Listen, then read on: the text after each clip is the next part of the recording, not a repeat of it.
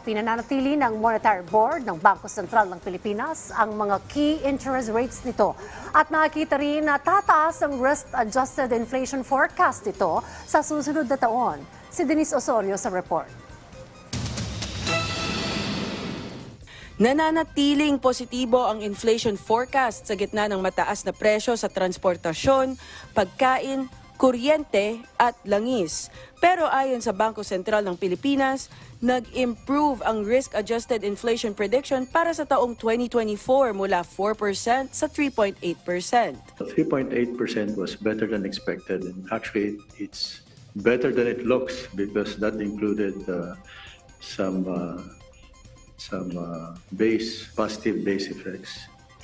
So it's actually better than it looks. And then there were other factors that were good news in terms of inflation.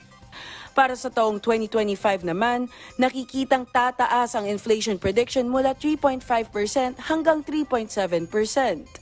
Batay sa Gross Domestic Product Statistics, lalago ang domestic output sa midterm dahil mananatili itong substantially unchanged. In general, we'd like to say that we support efforts towards further liberalization, especially for food commodities, and liberalization help ensure their availability and affordability and mitigate the impact of commodity shocks on domestic price.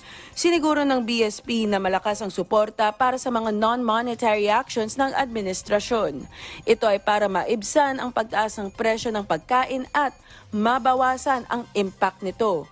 Handang mag-adjust ang BSP sa kanilang monetary policy kung kinakailangan para mapanatili ang price stability ng mga pangunahing bilihin sa merkado. Denise Osorio, para sa Pambansang TV, sa Bagong Pilipinas.